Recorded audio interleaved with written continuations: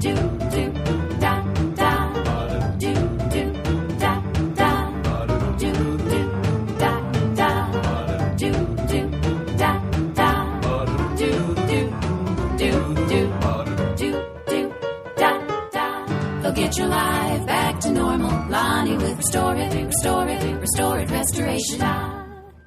Real. Lonnie. You are there. How'd you do? Oh, were you there? Were you here just kicking it too? No, I just tuned in. Tune in next time.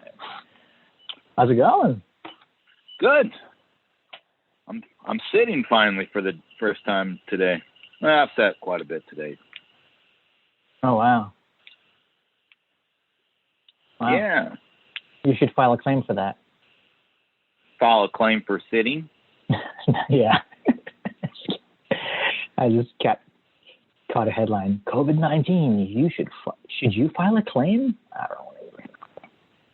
I don't know nothing. Yeah. How's the state of the state over there? Everything's pretty much business as usual. Oh, that's good to hear. It's always good to hear. Yeah, over here, I think they're sort of tightening things up again, and I'm imagining it'll be like kind of how it was in the beginning, where I'd have to stand in line outside the Trader Joe's to get in because they'd have to control how many customers they allow inside the building. Yeah, but I don't pay that much attention.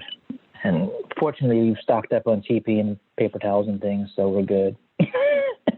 Right. Yeah, I'm actually playing with a laser particle counter. Oh, you're counting particles right now?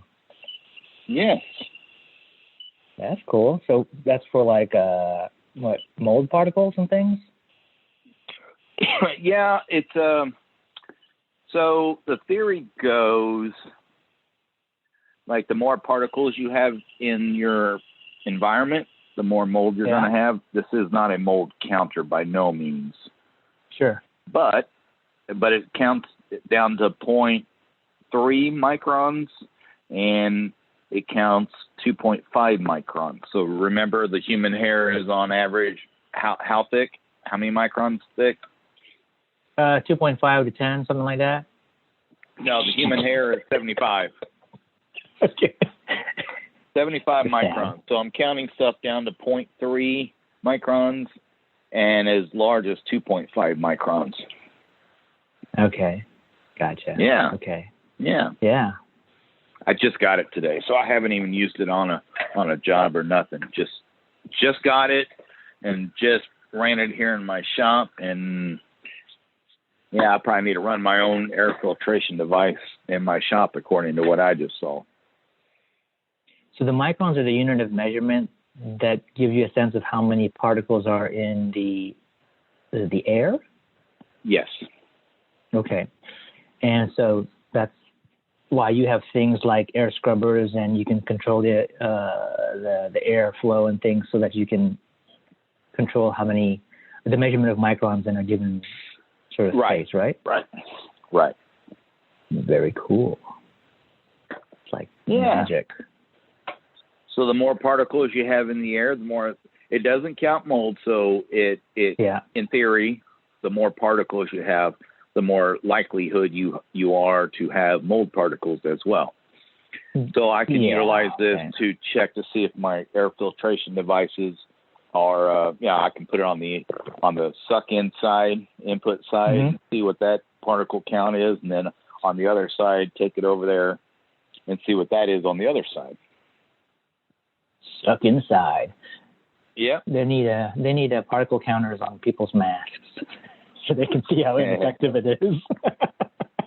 Well, I sent you that one video, didn't I? With the guy taking a vape pen or something and blowing it out through his mask.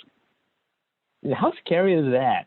And he didn't even have a beard on. He was just like straight up, just like, I'm gonna watch me blow all this vape mist. Well, he did have a goatee and a mustache, so he did have some facial hair, and it didn't look like it went through the mask. It looks like it just came out the four corners, and then it swirled around his head. So I'm sure everybody's seen a video like that.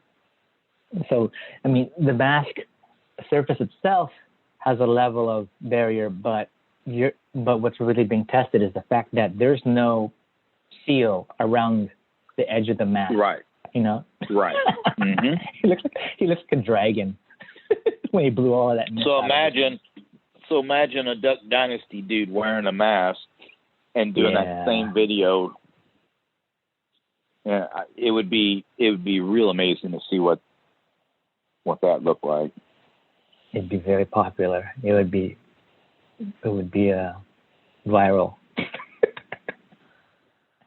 Yeah, but we're gonna kill Grandma if we don't support wearing a mask. So there you go. Yeah. So I'm looking at something on how laser particle counters work, but I'm seeing a list of allergens. Pollen, 7 to 10 microns. 7 to 100 microns, if this information is right. Pet dander is 2.5 to 10 microns. Mold spore is 10 to 30 microns. Does this sound about right to you? It sounds like everything I've ever heard. I've never looked at a pollen under a microscope or a mold spore under a microscope, but dust mites, 250 to 300 microns. That's the highest count here. The second highest count here was the pet hair, 50 to 150 microns. So you increase your chances of having mold with pet hair in your home. Oh, yeah. Yeah. Unless your pet is a fish. Well, maybe not. That's not true.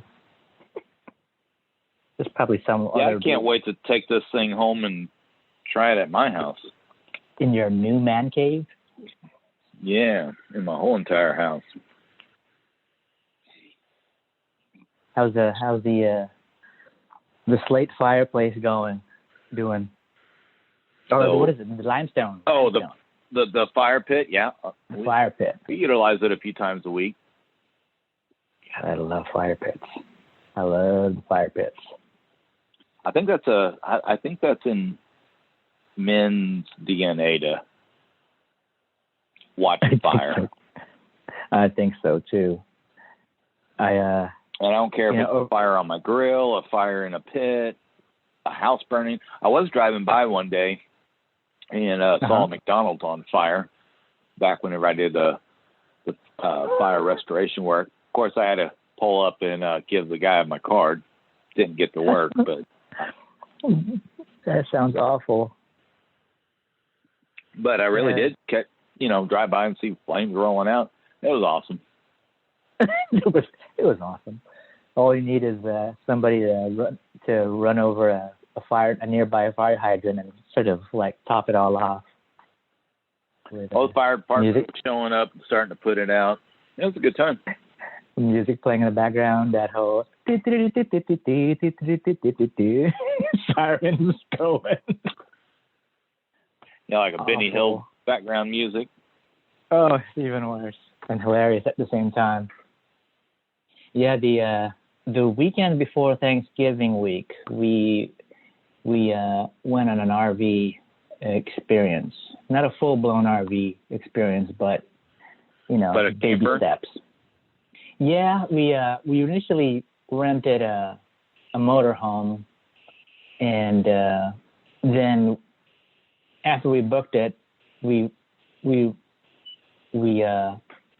realized the logistics around getting it wasn't optimal, meaning we would technically have to drive to the next a couple towns over, get the motorhome, and then bring it back home and have it sit overnight, and then we would head on out to the campground. I was like, what a waste. And then for us to sort of cut our trip short, head back so that we can return the thing on time.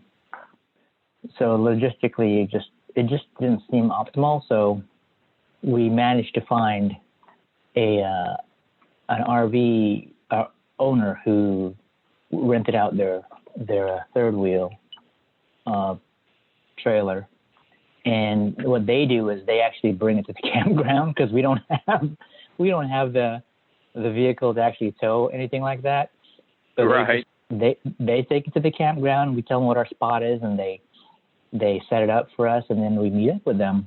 And basically we get the rundown on everything. They basically got it pretty much stocked with things we would need, kitchen stuff, beddings, and all of that. Firewood, a fire pit, a gas grill, all of amazing. Nice. So that's where I got thinking about the fire pits. They had taken a washing machine drum and welded it to a base stand, and we use that as a fire pit. Pretty neat. When you're hiring someone to clean your carpets, you're probably assuming that they're using better equipment and better cleaning solutions than you would. Unfortunately, this is not always the case. Their equipment should heat the water to 200 degrees to ensure that your carpets are not only clean, but disinfected. Next time you hire someone to clean your carpet or tile, ask them how hot their water gets. If they don't know or it's less than 200 degrees, send them back and call me, Lonnie Beecham, with Restore It Restoration. I'll get your carpets done right and your life back to normal.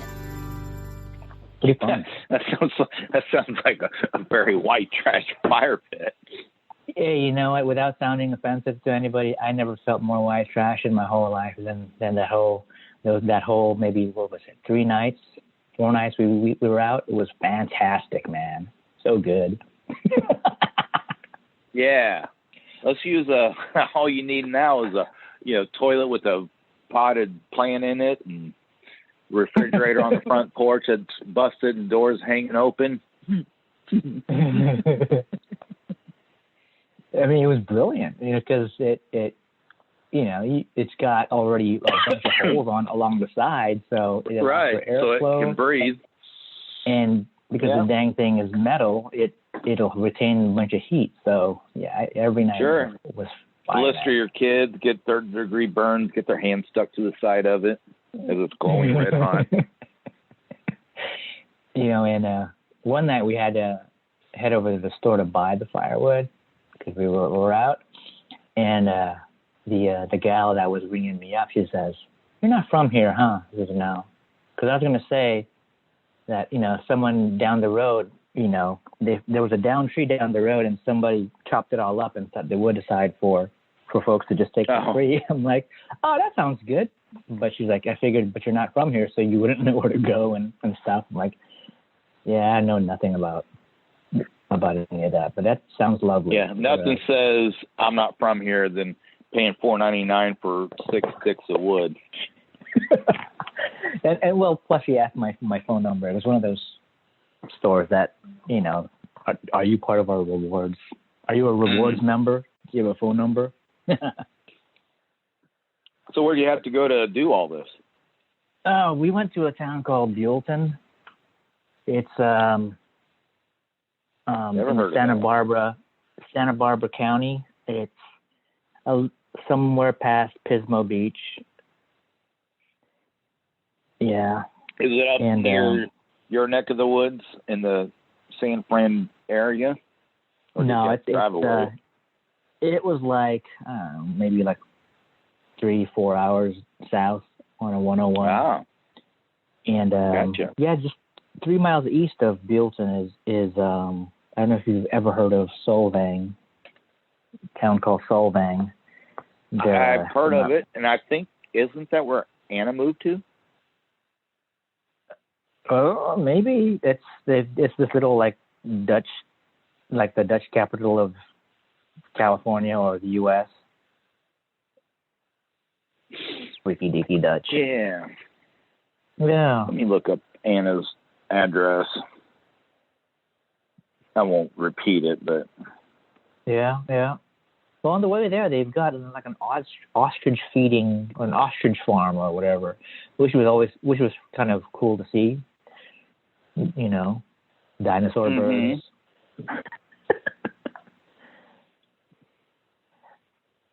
Dinosaur bird. Oh, the ostrich. Man. Yeah. One of those eggs could feed a family of 3 or 4. Seriously, like, who wants the drumstick? All 10 of us. Hey, you got 10 kids now?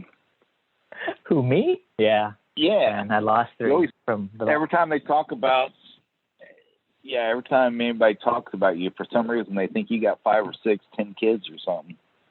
Yeah, I think it started with Vinny saying I had 12, mm-hmm. and then I bumped it up to 13 because 13 is the best number ever, next to 69. And right. Yeah, so all that people seem to know is that I can't stop having kids.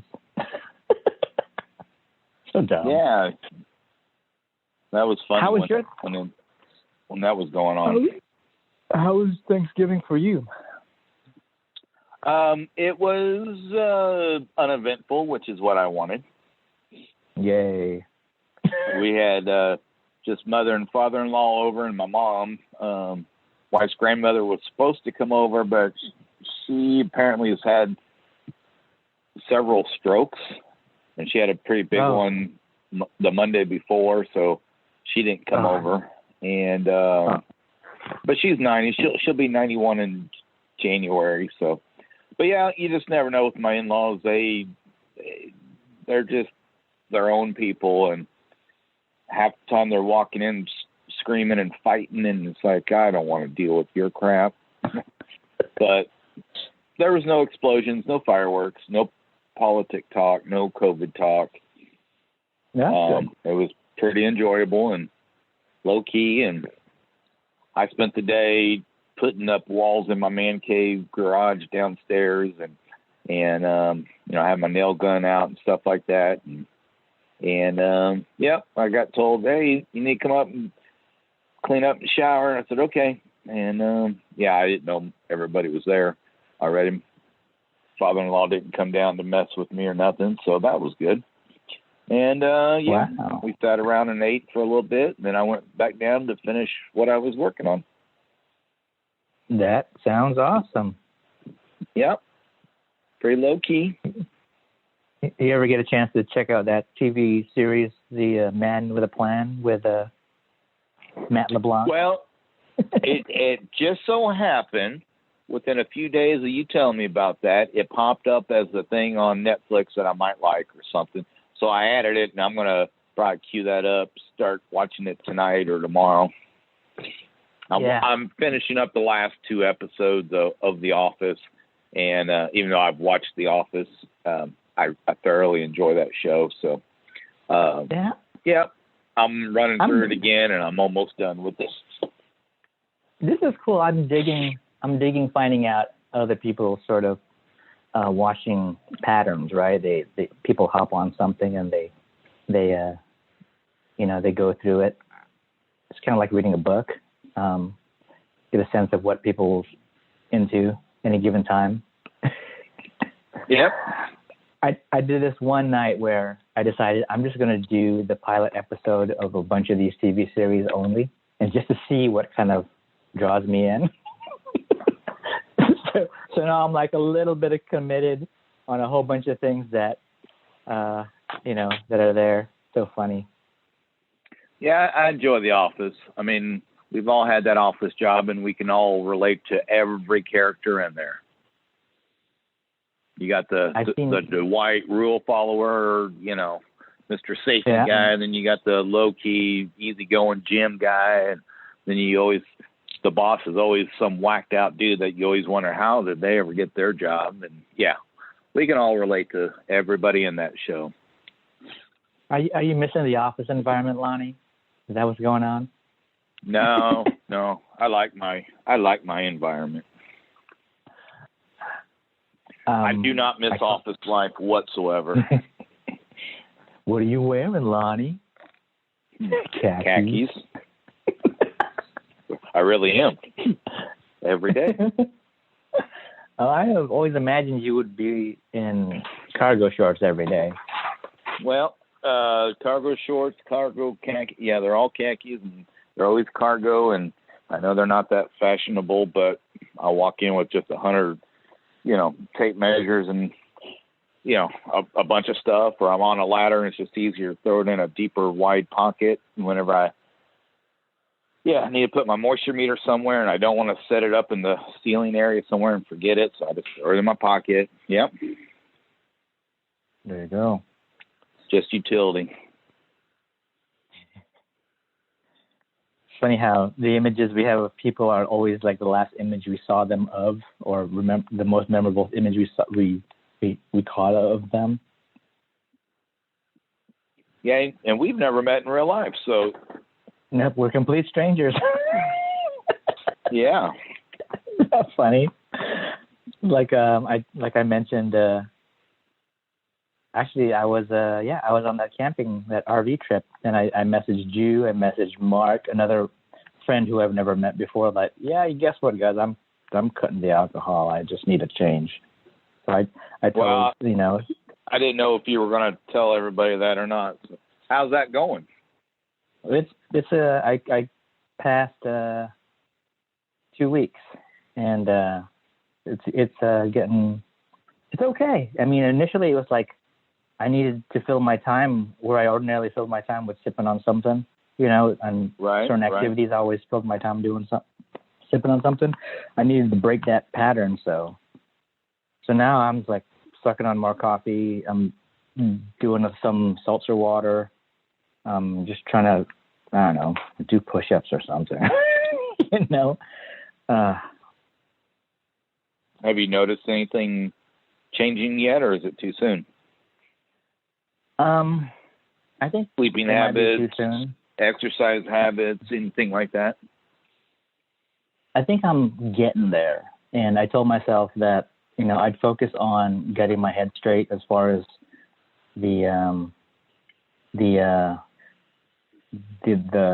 not drinking part, and then once I maybe I would naturally fall into a state where I'd start wanting to exercise more or something like that. You know how sometimes you hear people say, now I have more energy now that I've lost a bunch of weight, and now I feel like exercising.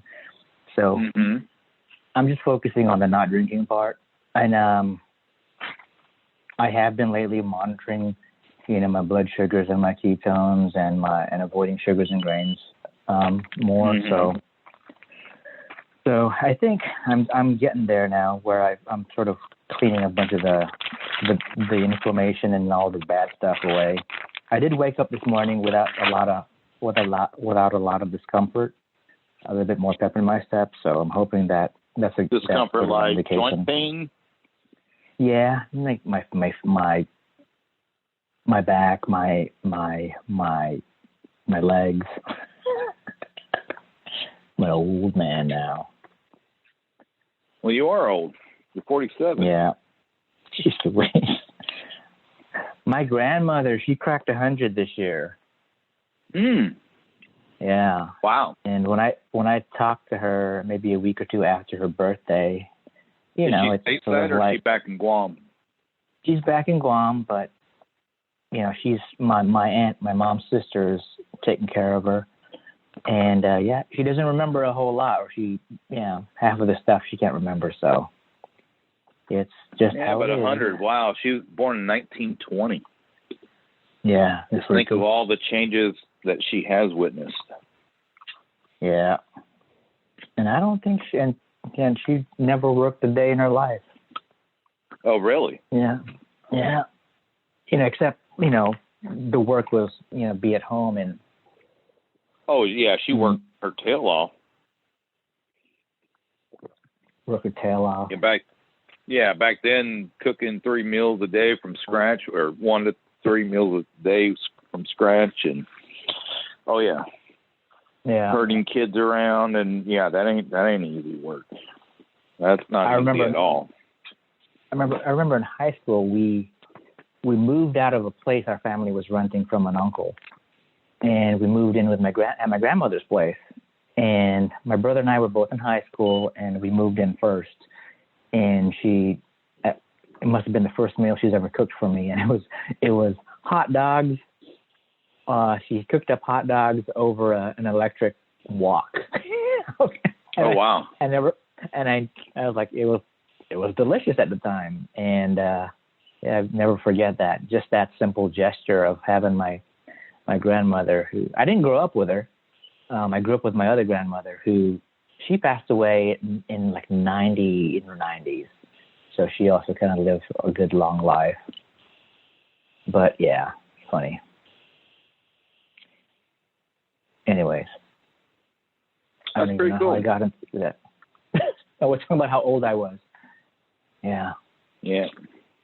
Yeah, 47 is so old. I only say that because I'm 45. Really? I thought we were like neck and neck, the same old age, same number. No, I was born September 8th of 1975. Oh, shit. Okay. Yeah. Okay. So I've only been 45 for what, 3 months? That sounds about right, young man. Yeah. Yeah. Oh God. So how are the jobs? What's going on right now, and what have you wrapped up? I know we chatted briefly you about a mold job that you. Yeah, it's the first time ever in 18 years. Took me 3 tries to pass a mold test, and finally passed it. And the first mold test came back. A guy that I don't utilize a whole lot, and I'll never use again. Like the dry, the duct system had never been cleaned, and the house was built in 1985, which is very common. We see houses all the time that's never been had their ducts cleaned, and so we had the ducts cleaned, and then 3 days later we had the mold test, and it came back with just microscopic huge amounts of mold that pertains to ductwork mold, and I forgot what that is, so don't ask me. I know it when I hear it. But anyway, then there was just all kinds of microscopic drywall dust in the air. And I've been thinking about this particle counter for a while, but this job just really put it over the edge. It's like, okay, next time I'll be a little bit prepared if I see a crazy count on my little counter that tells me, oh, we need to run air scrubbers longer and we need to do more vacuuming or change out my HEPA filters or whatever. So test number 1 failed huge.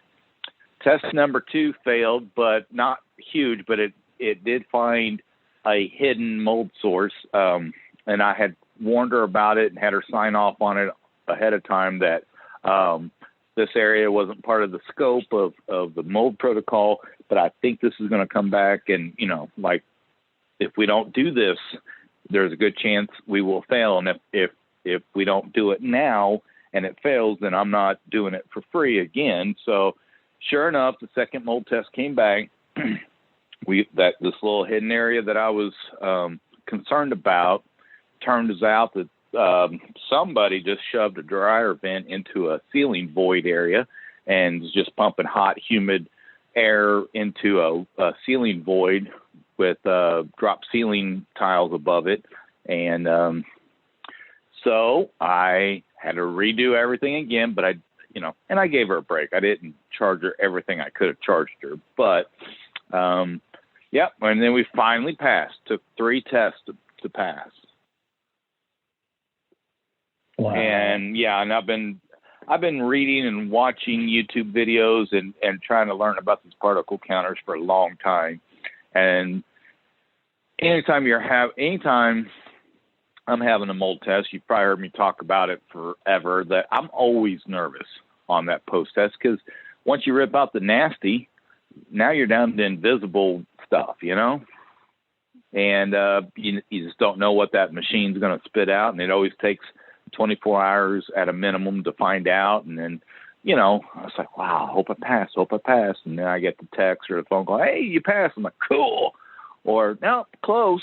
And usually whenever I fail a mold test, I don't fail it as bad as I did on this first test. But it's just percentages. I mean, just a fraction out of whack. And so I redo it and pay for the next test. And it was a good time. Well, yep. Thank goodness that's done. Right.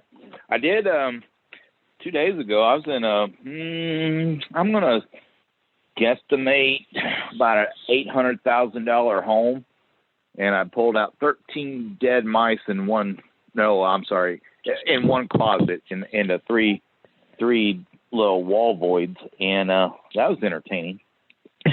That's right. 13 dead mice that you had in your van after you cleaned it up. Well, you know what's funny is I drove back, it was a town 30 miles from here, or 30 minutes from here. And I was like, I need to throw that away when I get back to my shop. And, well, I totally forgot about it. And this was 2 days ago. I finally threw it away today. And the little Ziploc, but it was stinking through the Ziploc. And I smelled it for 2 days, but I don't think nothing of it. It's like 13 dead. You're like, I have 13 dead mice in my truck. I'm like, the 14th one is the murderer. Got away. Yeah, and out of the 13, only 2 were freshly dead. They were still gooey and pliable. The others were just dry and nasty. And those nasty, those were the ones actually. Then they committed suicide. It's one of those. Yeah, here, I'm going to text you.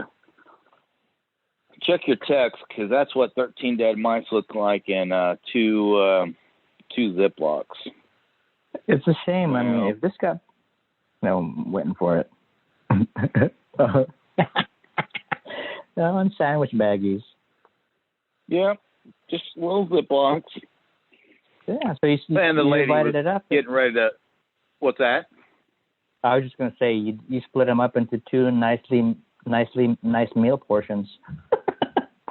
Well, the one was filled with about, I don't know, probably eight dead mice, but they were crispy and dry, and they weren't stinking.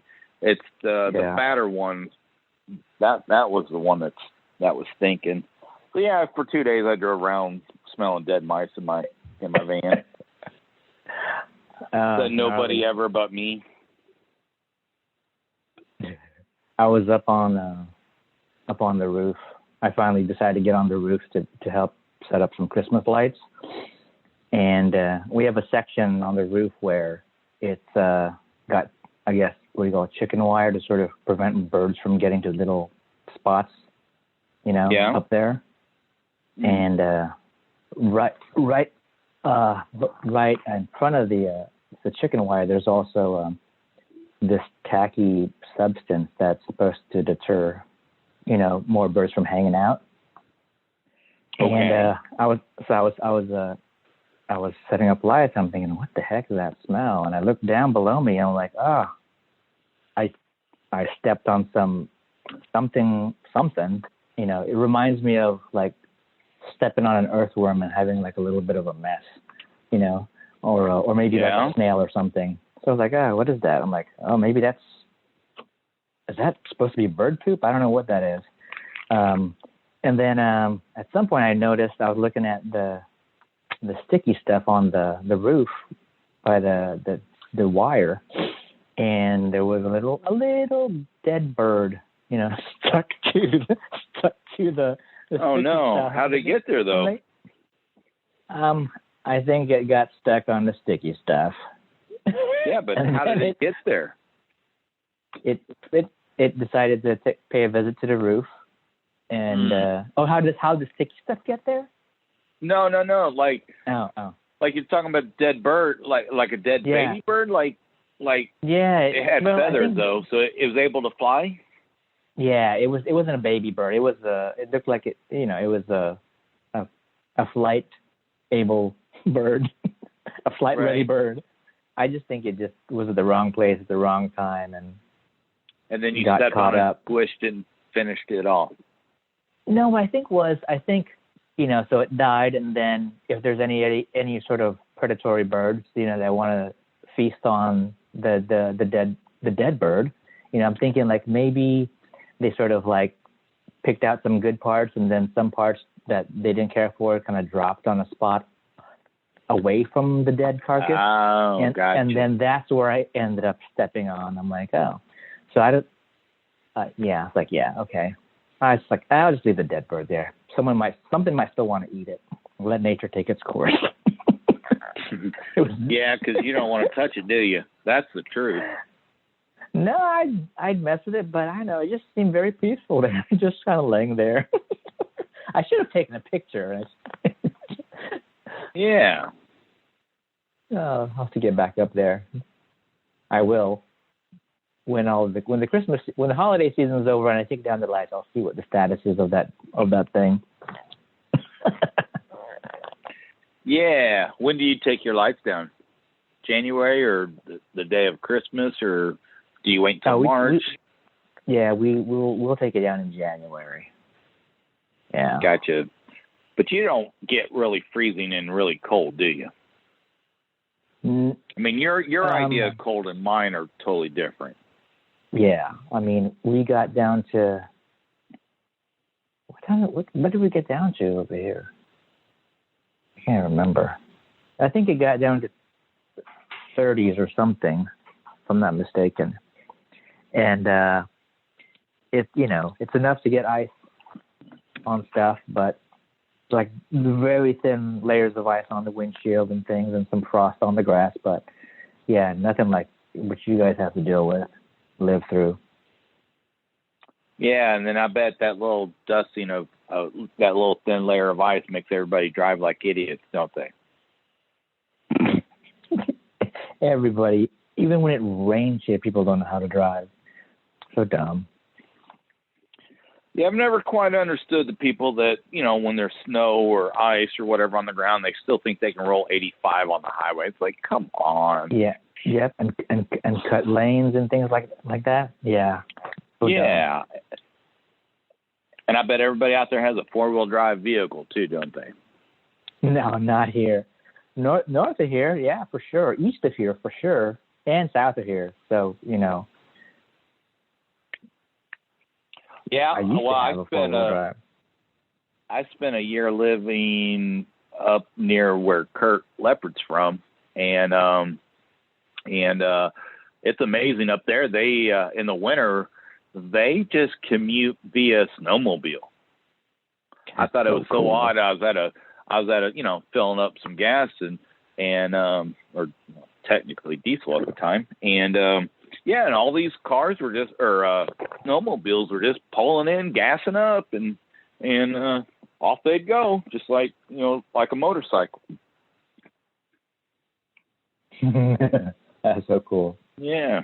You know what I do? Speaking of gassing up, where my new house is at, it's so close to a gas station that I do have like a 1-gallon can of gas because of my lawnmower. I take a push mower around my perimeter of my property, and then I have a zero turn to do everything else. So yeah, literally me and all the guys in the neighborhood, we literally just pop down, over a hill, and bottom of the hill is a gas station. So we just pull our lawnmowers in and just fill it up now. I don't even have to carry gas, keep gas at home in the garage to stink up the house. I got just a small 1-gallon thing just to fill my little bitty push mower up, and that's it.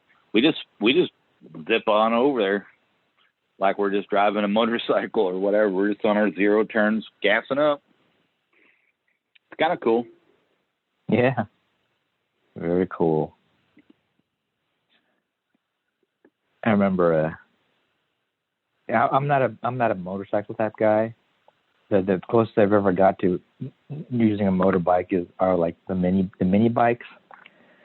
And I remember in elementary school I had a friend with a mini bike, and he would pack me on this thing, and we would ride this mini bike through a field of like really tall, I don't know if it was grass or what, and we would just create our own path through the field of this tall. As you're just going through. Yeah, and I thought, like, what if there was like, like an old broken down, rototiller or something that you couldn't see. Yeah, right. Some implement. And we just smashed right into it. But he was driving. Yeah, and back then, too, you didn't even wear a helmet. So oh, right. I was just going to say, we're of the same age. Like, yeah, car seats for children was barely talked about. I mean, when we were kids, they didn't even have them. I don't know what Guam is like, but I know when my brother Trey came along 7 years later, like we had to buy a car seat, and you look back at that thing, and it was so rickety. It's like it wouldn't have done nothing compared to what we have now with the 5-point harness and, straps that go up and over the back of the seat and clip into the little hooks in the floorboard and, all the stuff we have now. But, we were on our bikes and I did everything my parents told me not to do. And no helmets, no nothing, no knee guards. I mean, the only protection I had growing up, I played soccer and I did, they issued us shin guards, and that was the only protection. Oh, and I guess we had cups for football, and that was it. Wrestling, we had those ear protection things, and that was about it for protection. And tradesmen like me and stuff, nobody had hearing aid or hearing protection and goggles and face masks and gloves and stuff. Everybody's just like, raw sewage, I'll just put my hand right in there and unclog it, Yeah. Yeah, the 70s and 80s were a time, weren't they? Yeah. You think like generations that came out of World War II, right? It's like, unless there's like grenades and bombs and artillery and all this stuff, you don't need a helmet, right? So post-war, right. It's like, we're safe. There aren't any tanks and grenades and bombs and things. We're good. No one's shooting at us. We're good. Stay out of that field because we know there's mines over there. But otherwise, you can go play over there all you want. I remember looking at old photos of myself. I must have been, I don't know, 1 or 2. Nah, maybe not even 2. Maybe not even 1. I was just a few months old. In that period's version of an infant, I don't even know if it was even a car carrier. It all it looked like was a little padded plastic thing that kind of propped me up. Just to hold your head up. I don't know. It's like a baby stand. Yeah. Yeah. And I don't think I remember as a kid, I was the beer fetcher for Grandpa. What little I ever saw my mom's dad. Well, what did he drink? Beer, Budweiser. Lots of it. Nice. Yeah, and I'd go get everybody their smokes and their beer and crack the beer for them, and yeah. Did they ask you to light it up for them too, or was that just like part of that might have been just a Guam thing because I don't remember ever lighting a cigarette for anyone. No, I never lit it up for anybody, but except for myself. But I would do that whole, pack the tobacco deeper into the cigarette and into each stick by ever do that where you tap the top end of the pack. Yeah. On somewhere the back of your hand or your palm or something. I'd do that and unravel the plastic wrap and hand it over that way. Pull one out for it, yeah. Yeah. No, growing up, we had an area. So, I mean, like our kids don't know what it's like to grow up in the 70s and 80s like us. But we had what we called Wolf Hole. Why it was called Wolf Hole, I don't know. But what it was is an old train track, railroad tied train track, and Mom always told me we'd go to town. We lived out in the country, and Mom would always, see those boys over there jumping off that, and I was like little, way under Mom's control at this time. She was like, "Don't ever do that. That's dangerous." And 10 years later, I was jumping off that thing. We'd just jump into this little ditch and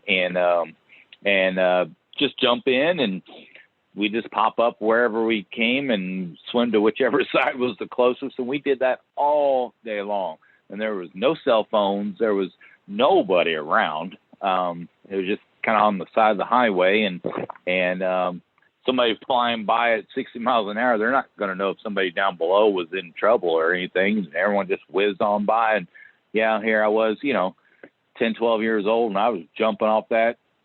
And, yep, just like I wasn't supposed to do. Never, I never obviously drowned. Here I am. That's the best. Where I grew up, there was a point in time where a bunch of the jungle next to our subdivision was bulldozed and cleared out to make room for, I guess, for housing. So eventually, all you saw was this whole clearing, this whole clear area with just dirt all over the place, and there was a big old mound of this dirt. And for us kids, it was like, look at that mountain. And all the kids in the neighborhood would play on that mound of dirt, play games on it. Yeah, and we called it, we called it a very not nice name now, but yeah, I remember I'll let you fill in the blanks, but yeah, we always had mounds like that, and that's what we would do. Somebody just stand up there, and we'd just throw each other down, and see who could stay up the longest. And there was no real clear winner because we'd all take our turns falling down, and Ryan would be the king of the mountain for a while, and everybody else was smeared out. And that would have been nice, except it was a mound of dirt with different bits of like branches and roots and things from concrete. No, because it was a mowed down jungle, so it's like whatever tropical trees may have been torn down. So it was a salad, and so the kids, everyone just wanted to pick up sticks, and everything was a weapon. So everyone was like pretending to have do war, play war or combat or something. And at the end of the day, that was it.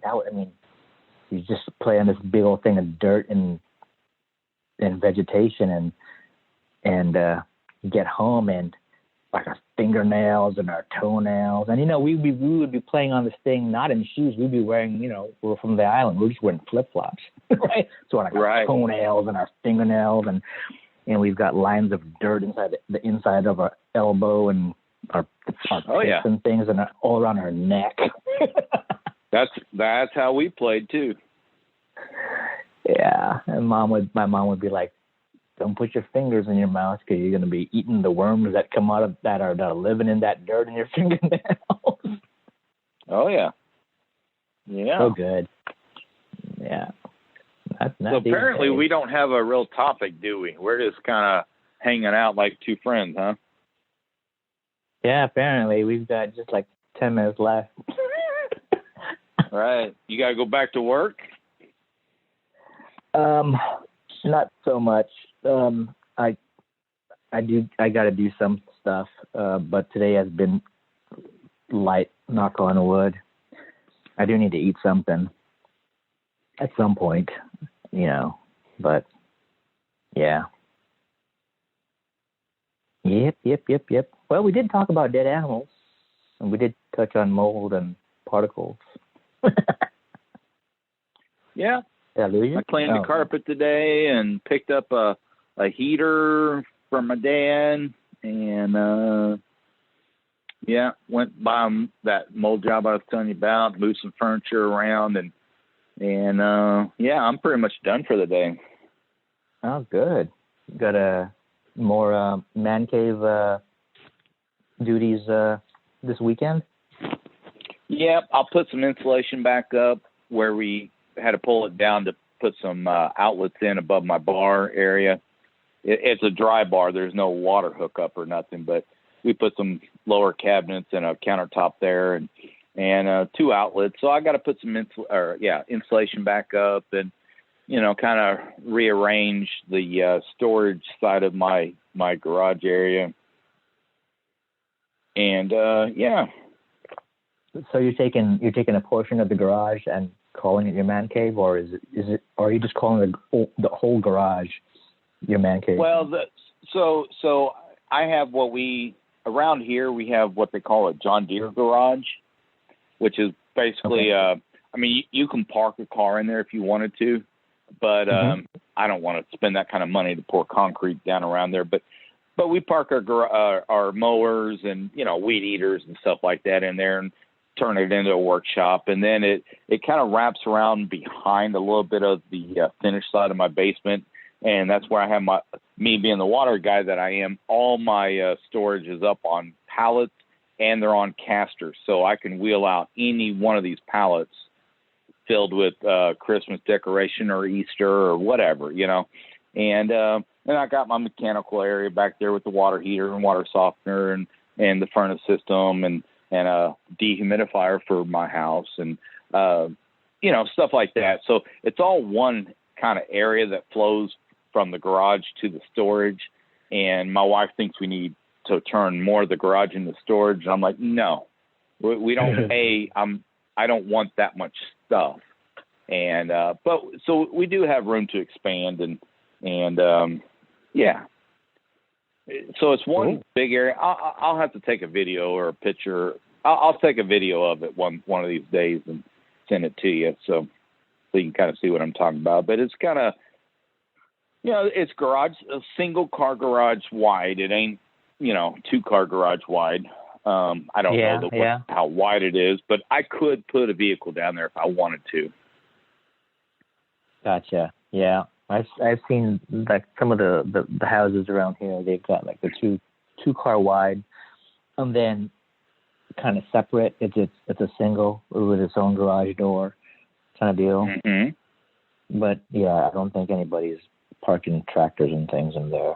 But they are using it for storage. Yeah, and I got a 48-inch mower. I mean, it's not the biggest in the neighborhood, but it does what I need it to do. And I don't like stuff on the floor, so I got shelves or hooks and stuff like that to put everything up and get it up off the ground. The only thing on the floor is my workbench that I have. I do have my old dining room table that I built. I have it up on caster so I can roll it around. It's the perfect height to put. If I need to tinker on my lawnmower or something, I can pick it up, put it on there, and roll it where I need it to. And then I do have a table saw that I keep on the floor there, but everything else is up on hooks, totes. I put shelving above my garage door for like my leaf rakes and shovels and stuff. The things I don't need very often, but I need them. When I need them. So I just grab a ladder and I close my garage door and pull down the shovel and do what I need to do and put it all back. Yeah, you get me thinking about shelves and stuff in this, because I'm sitting in the garage myself right now, and we've got a bunch of bins which primarily hold holiday decorations, right? Yeah, different holidays.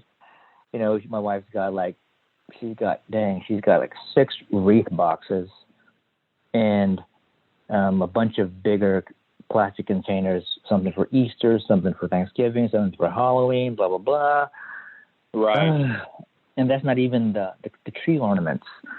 The tree ornaments, they live somewhere else in a separate container. But I'm starting to think, you're getting me thinking. Like if I can get some decent wood planks, I could stretch out shelving across the top of each side of the garage, both sides of the garage. Because I hate stuff on the floor too, man. God, I leave the floor for like dead mice and things. Right.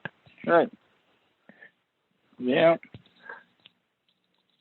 Yep, I like to be able to sweep, and now I'm also the guy that I can't stand all the sawdust and drywall crap crammed down in the saw cuts in the concrete. So yes, I'm the guy that gets out there with my, I have an air compressor with an air nozzle, and I just blow it out and clean it up. And then in my finished area, I did all that, and then I filled it in with self-leveling joint compound stuff. So out my main cave now, I'm not going to fill it with goop, but it is spotless. And then once you get it dug out, then I can run a vacuum through there and keep it clean and spotless and put away. And I don't like stuff all over the place. I don't like clutter. Yeah.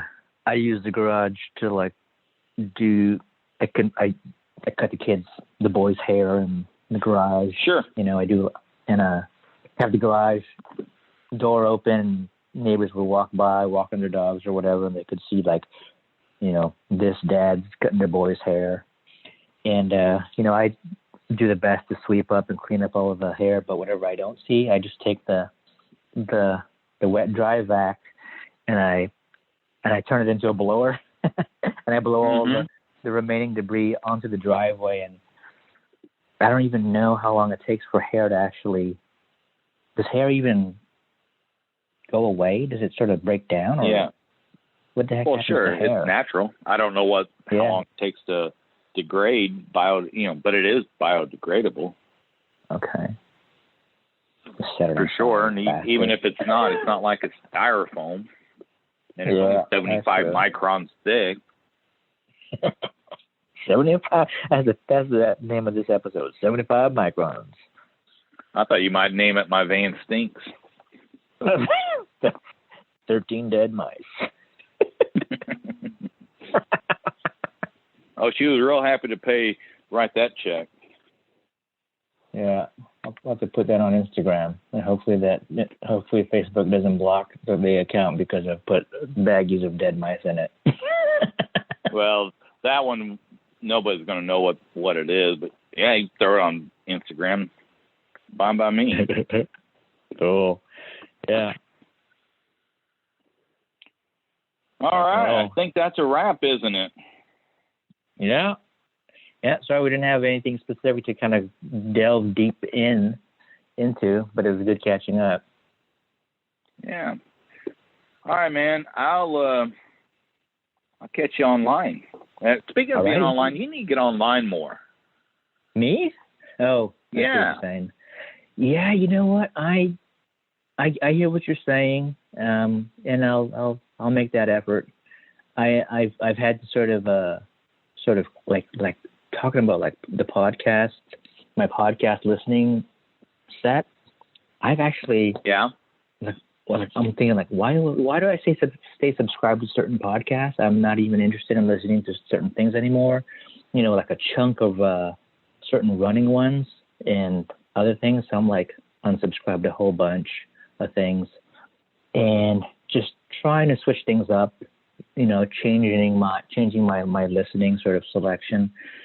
So just trying to evolve, I guess. But expand your horizons. Expand my horizons. That's what you got me thinking about when you mentioned I got to get online more. I try to.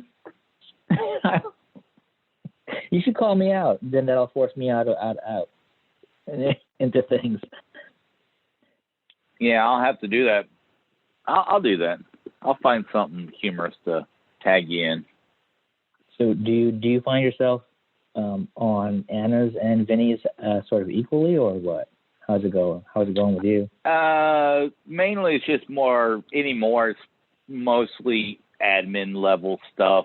I let 99% of everything just flow through and be what it'll be, and step in and delete or remove or mute or whatever I got to do. I'm actually not on Facebook or, social media that much anymore myself. It's just, I basically just keep the peace and do what I got to do. And some of us old blood needs to stay there. Years ago, there was a time where it got really well, there's many times when it kind of got weird, but it was one of those weird times where, you know, was consulting with Vinny or kind of giving an update to Vinny, you know, and he was basically trying to teach me to, like, I guess, let it go in a way, like not worry about it, or even, you know, allow folks to sort of be adults and have say what they need to say, you know, unless it's really like a problem. So I just took that as a way to teach myself I need to step back a bit. And because at the time, there were times where it was really hard to separate because I was so connected. I had to turn off notifications for things that were popping up in the group as a way for me to sort of manage myself. And it was super helpful to not get a notification every time somebody posted something. So I do the same. You got to. Yeah. But the group dynamic has changed quite a bit, and I know exactly when it changed. Up until 2 Julys ago, it was, I mean, there was a lot of blue humor in there, and I know for a fact that I got a phone call from one of the higher ups, let's say, and I know it wasn't Vinny. And got royally bitched out about posting something that was crude humor and told to tone it down, and then I went through about 3 months of just like, screw it, I just won't do jack. And that 3 months has turned to like 2.5 years, and any kind of humor, people get so butthurt, and so anyway. Up until 2.5 years ago, it was not Wild West, but you know, it was a lot more fun. There was a lot more blue humor, a lot more, you know, potty humor, let's say.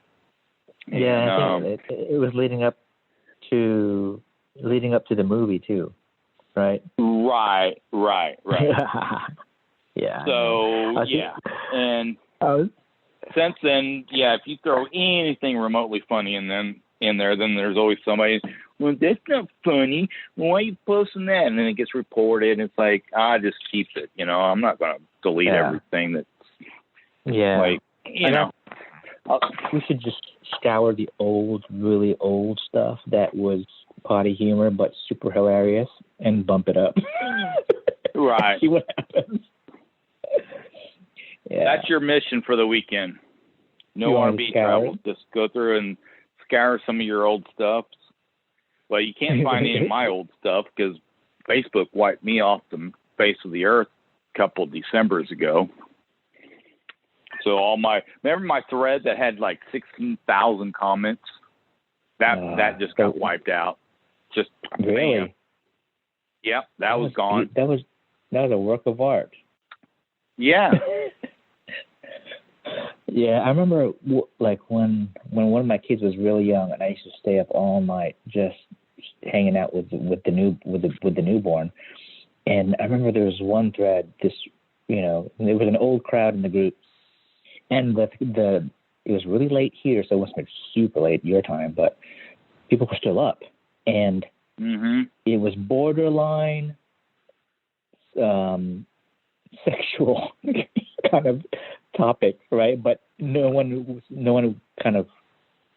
sort of blatantly talked anything sexual, but it was all sort of innuendo.